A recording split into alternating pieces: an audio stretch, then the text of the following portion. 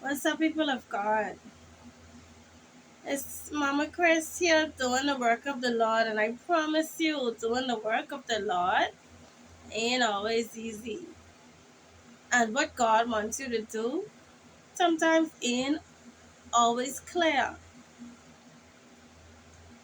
Because right now, I'm having a hard time understanding why it is I keep having these dreams about my enemies. People who have intentionally done me wrong in my life, trying to get financial gain from flicking Satan. And as a positive person, I like to keep my life simple. I don't reminisce or hang around people who I know don't like me, so hence it's hard for me to continuously report on these streams about people who don't like me. Confirmation burn. However, there's a reason for everything, and there's a purpose for everything. And as I told the Lord before, Lord, I don't need to understand, but I trust your plan. So here I am fighting, fighting myself to report on these dreams. I had a few dreams, people of God, and something telling me one of them is important. Okay? So here we go with all the dreams that I failed to report on over the past few nights. The first night, I had a bad dream about my kingdom spouse. That because he had this baby with my baby My ex friend. and he was dealing with all kind of other women and defiling other women. This is what I was dreaming about, people. The dream was telling me you wasting your time on this man. You wasting your time on this man who you say is your kingdom spouse. He done had a baby with your friend or whatever, your ex friend or whatever, and deal with all kind of other girls and defile them by having people of God intercourse, anal intercourse, right? With these girls, with women. So now when I wake up out the dream, this song was playing in my head. Tamar Braxton song say, my man, you know?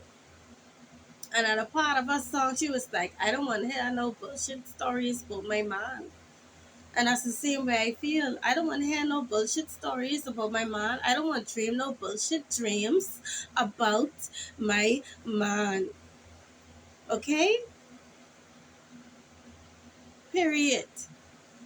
Because when I was talking to my man distinctively told me that he doesn't do those type of things. He doesn't participate, nor is he interested in having anal intercourse.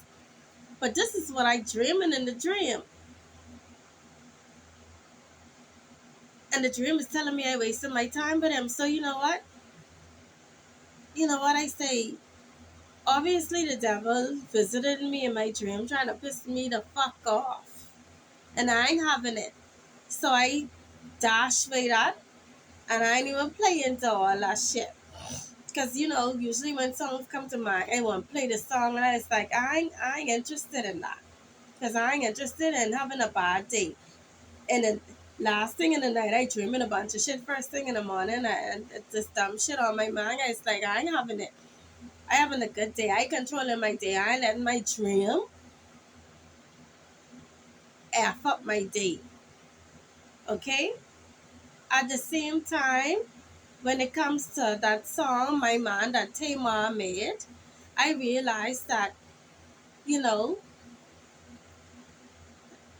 that situation, because she said she made that song about her mother, an experience her mother had, and it reminds me of a lot of it reminds me of somewhat of me and Michael's experience, especially the part where the mother was saying her husband was crying because he was in love with the other woman, but he just loved her, but he was in love with somebody else or whatever.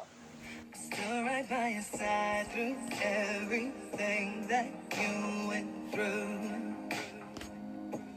Why is she around? Why are you so cruel? How could you just turn your back when I stood by you? When you were broke, I didn't leave. Somehow through it all, I believed it. No, no, no, not. Should've known you way before. Should've noticed it the day that she was in the door. I just can't believe she stole my man. Oh, my man. Oh, yeah. She got right in the door and took me in the face, and she took my life.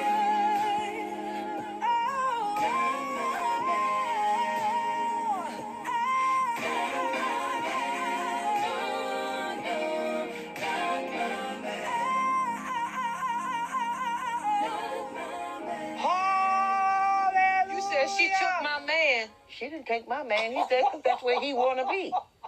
But that's a nice song. I feel for you. I feel like I channeled the pain. Just being cheated on in general. You know what I mean? And see, with me, it was more than cheating. It was too much disrespect. Here's what y'all don't understand. Your dad and I went to counseling. Well, he cried in the session because he didn't want to let her go. Now, when you see your husband crying over another woman and telling you they love you, but they are in love with this other woman, what do? How you get up every day, put on makeup, comb your hair, get dressed, get in front of people after hearing news like that. Yeah, it's devastating to hear that, someone has cheated on you. Yeah, that hurt. But hell, he done said in your face that he loves this person. The counselor told me, Miss Braxton, you might as well move on because this man have no remorse. And then you have to find out this woman wasn't the only woman. Your daddy had a smorgasbord. Wow, really? Yes, really. So that was added on to it. It was the very first time I've ever heard my mother say my father had a smorgasbord of women. My father, he doesn't seem that type of a man that I've known, This news to me. When that happened to you, you think, what was wrong with me? Mm-hmm. Those are the thoughts that could come into your head. Wasn't I good enough? And a lot of times your self-esteem will go down a bit. A lot. And then you have to find out who you are and what you are. When this happened, yes, I lost my self-esteem. And I had to rebuild myself to know that there's nothing wrong with me. I'm wonderful, I'm smart, I'm beautiful. That's how you can look in the mirror and know who you are and dig deep down in your spirit and pull it up again. And so now I am for the better. People fall in and out of love all the time. And that's okay. But have some integrity, have some dignity. Don't try to destroy someone. Don't fight them. Don't allow this woman to come in and disrespect your home. It saddens me to still see mommy in that space of pain with daddy. I think that all the things that she's gone through with daddy is still painful. Even if you forgive somebody, that doesn't mean that you're not still in pain. And I think that's where that is. So what inspired you to do the song now? Well, I decided to write it now because of everything that's coming up in our family. Like what, Tamar? Like daddy wants to bring homegirl around. Ain't nobody trying to hear that. Everybody wants to be supportive of mom because of what happened. They've been trying to do that for years. I really don't want to be involved with Michael and his wife. It's over. Get a life, for God's sake. I think they're miserable. The reason why they always have to be in my space. Stop already. Get a life, little girl and old man. I just want to move on with my life, and they move on with theirs. I don't want them in my space, and I won't get in their space, because we're not friends and we never will be. And then it's no coincidence that her husband, Tamar's father's name is Michael. And then when the mommy say little girl and old man, that reminds me of me and my future husband to be. And I just feel like, I know God showed me all these little things in the world that have similarities to my relationship. However, moving forward, the next night, I dreamed that my cousin Anthony get put on the stage, and she was kind of embarrassed because she was pregnant, and she was, you just get pregnant, like, where's the baby daddy? You pregnant, okay? Where's the baby daddy? Why is there no baby daddy to show or come up on the stage with you? Okay, but in reality, as the dream continued, I started dreaming about my ex-friend Dean.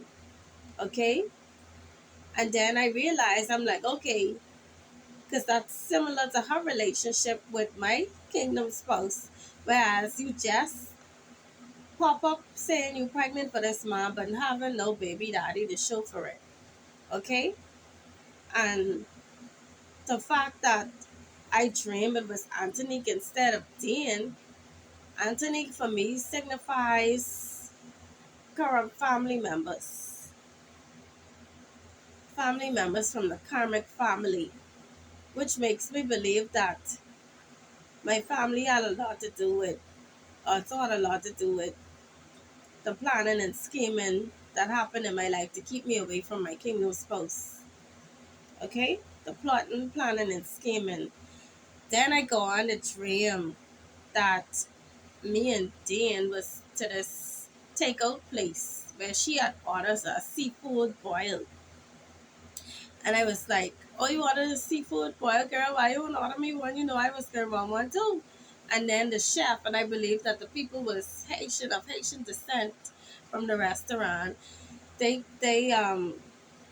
took up some of the food to give me a taste. I think it was like a piece of boiled egg and the whatever else, the sauce and the whatever. So they let me taste it, and I was like, yeah, I would taste. Order me one. I was like, order me one or whatever, and I kind of was like, order me two, because I was like, order two, because it was almost like I was putting in the order for Dan and me, and the cost of it was $8 each, whatever that means. I just call in the figure because I remember the figure. There was another figure in the dream, but I can't remember the figure in the dream. Now, these dreams happened a few nights ago, so it's harder to remember. And I'm being fought because I really don't want to talk but whack ass people in my life. Okay? So after that, after I order the food and probably pay for the food, I would start looking for my money because I was like, hold on now, where I put my money, where I put my wallet or however. And then it was like, they didn't get mad at me. And she was mad that I was upset that I was trying to look for my money. And in the dream, it was telling me that she upset that I mad that I looking for this little bit of money, and she's upset about it because she know how rich I'm gonna be. And she's like, in the dream, is telling me like she feel like it don't make sense for me to be so caught up over this little bit of money that I lost or misplaced, and I supposed to be rich, or I can be rich. People of God, all of a sudden now my sinus something want to start bothering me. But see something about this dream the devil don't want the world know. Okay? Real talk. it's coming up on a part of the very part what something is telling me is important. Now my sinus irritating me. So what I have to say about that part of the dream, and I'm like, these people mad about your future. You don't even know. You're unsure because you're un- you you're unsure about your future. You don't know what is to come for you. You're dealing with what's presently in your life. You're trying to manage what's presently in your life. But these people, evil people who doing evilness and wickedness, they mad because they know your future. They mad about your future. Okay? Which it ain't their business to know about your fucking future, might I add. But they mad about your future.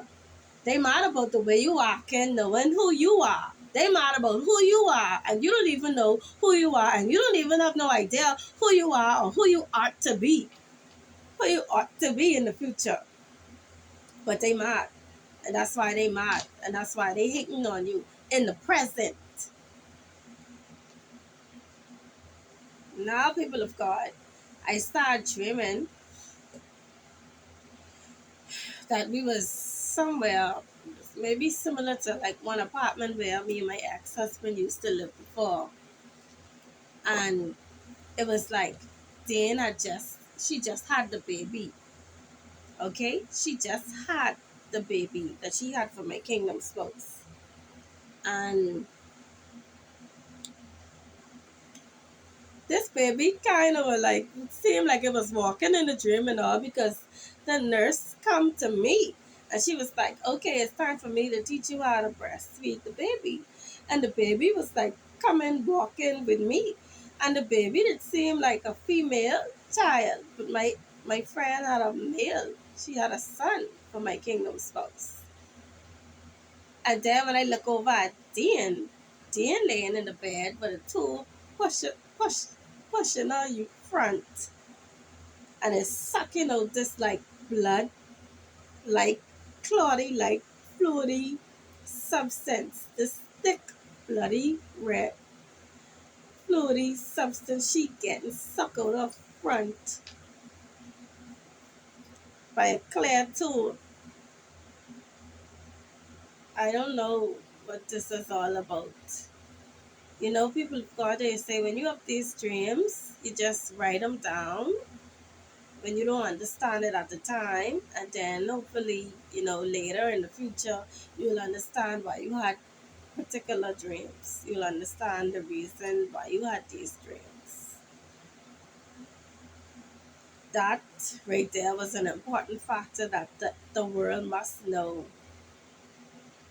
So that's it right there. Okay? And I proceeded to wake up.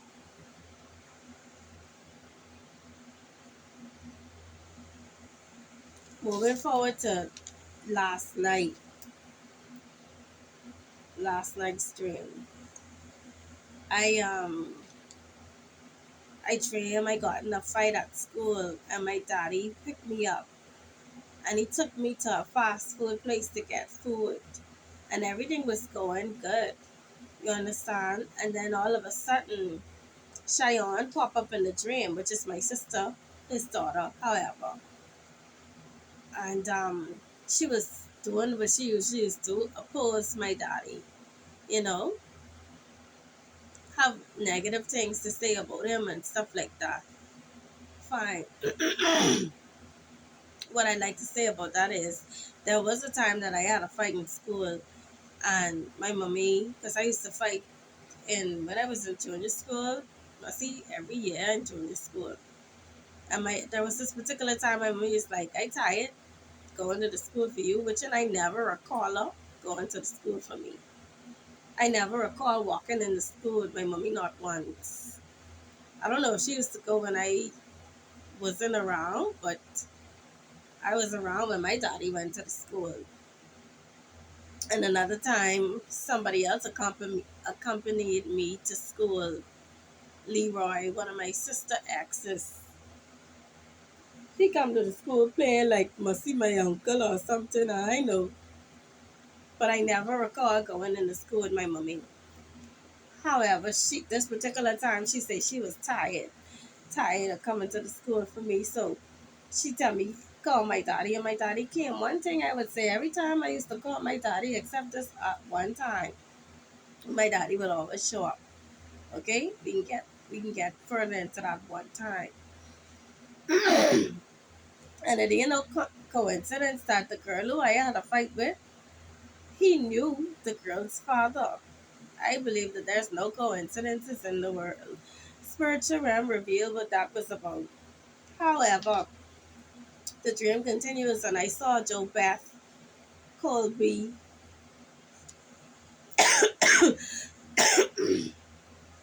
I try not to cough on camera.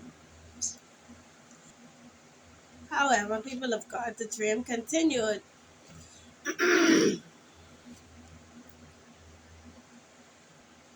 However, people of God, the dream continued, and I saw Joe Beth Colby in this big time fancy office. Okay? Then I started to dream about my mommy.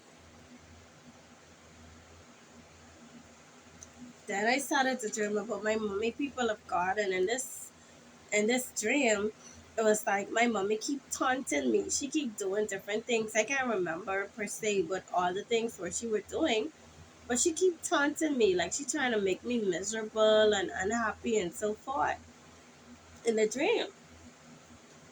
And then the last thing she did was the thing I actually remembered. She tried to get somebody to pick up a hamster and throw the hamster on me. And put the hamster on me. So I all about running from this person with this hamster, and I keep yelling to my mommy. It's like, okay, so you could stop, but she would not stop. She would not call the person off from trying to put this hamster on me, and I was so annoyed. And so when I wake up, I was trying to interpret this dream, okay? And, I say, okay, well, I understand the part with my daddy with Cheyenne.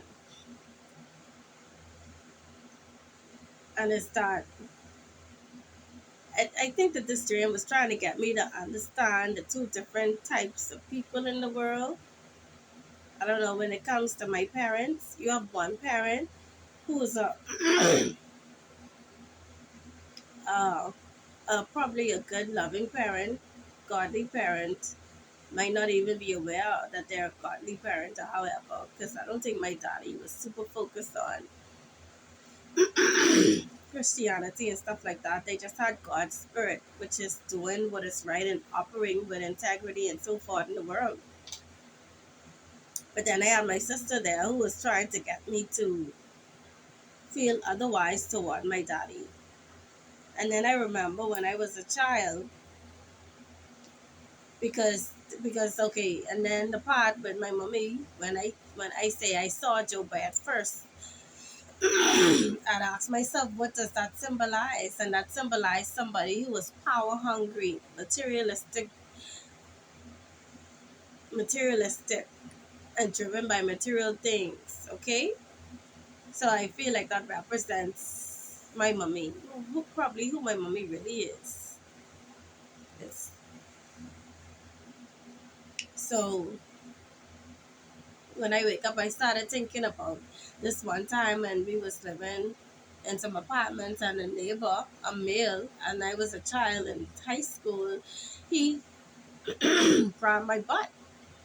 And I told my mommy about it or whatever.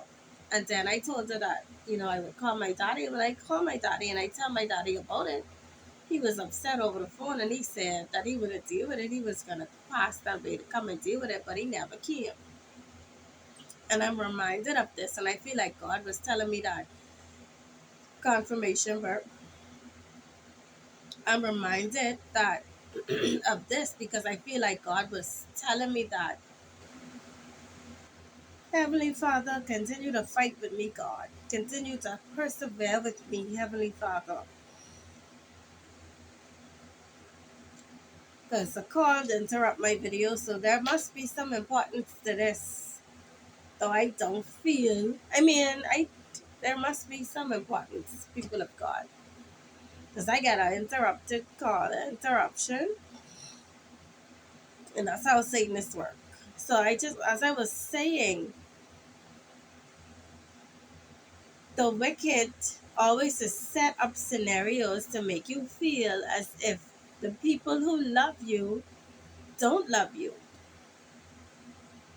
My daddy loves me, and my daddy has always been there once I call him, okay?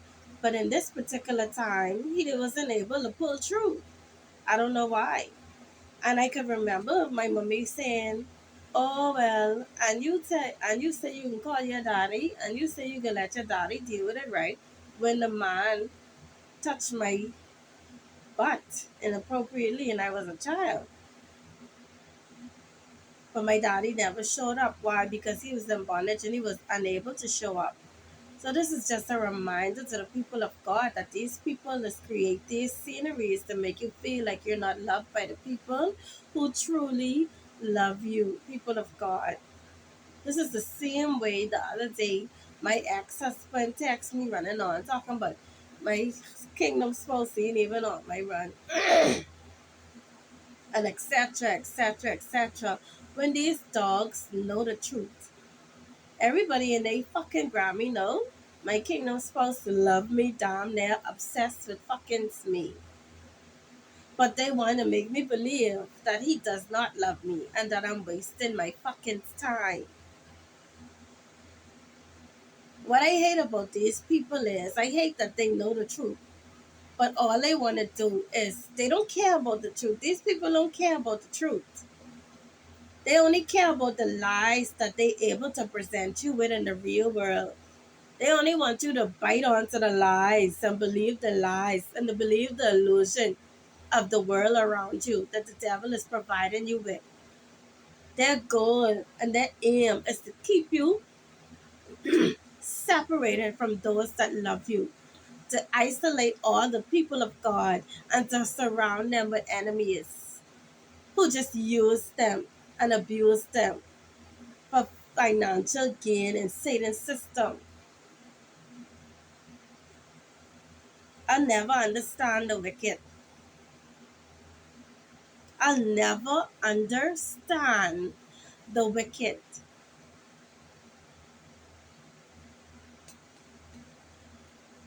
Why why I'm saying I'll never understand the wicked is because I'll never understand what it is to want to accomplish evil, to want to make somebody feel like they're not loved by people you know love them.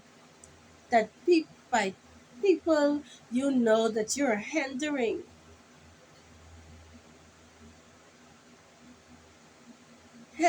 them from being able to love the person, from being able to show them love because you use the same system to do so.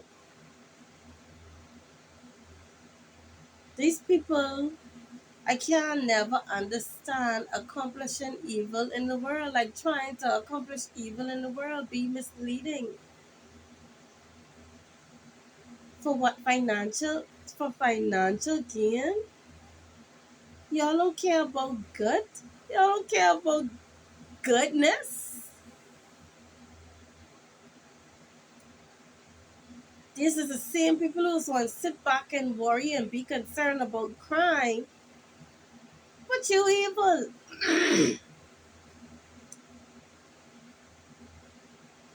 Either you good or you fucking bad. There's no in between. Either you good or you fucking bad. These people is be fucking delusional. They manipulating people world to make people feel like they don't love. And what's the result of somebody feeling unloved? Negativity. You create a hateful person who become hateful and do hateful things in the world. Then you have crime manifested because of people who didn't feel loved, who felt abandoned,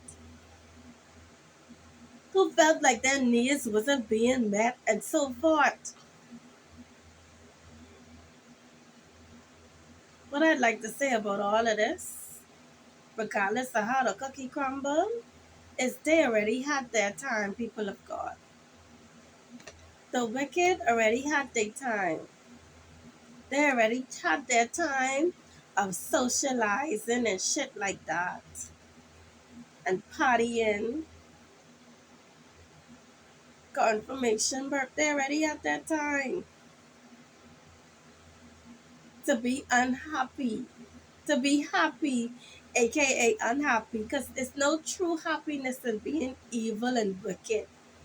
There's no true happiness in keeping friends and keeping company with the wicked who just like you. Bunch of backstabbers. Being each other's friends. No true love, no real love. That's why they ain't freaking really happy. They already had their time, and I'd like to end this by saying it's the people's time. It's God's people's time. It's time for us to be loved by those that really love us, to be able to connect with those that really love us.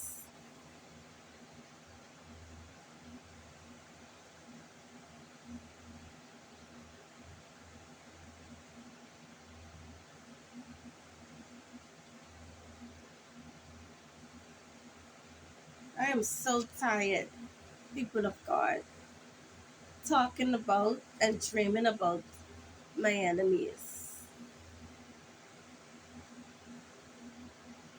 Because I don't have time for people like them. I don't have time for I don't have time for low vibrational shit. So I'm hoping to God that all of this is almost done and over with.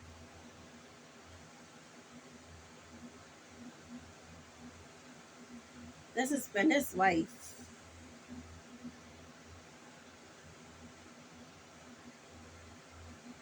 Who ain't going no fucking well. Cause me, I can take my fate to the fucking grave. If I have to. So this has been Michael Rhodes' wife. Rightfully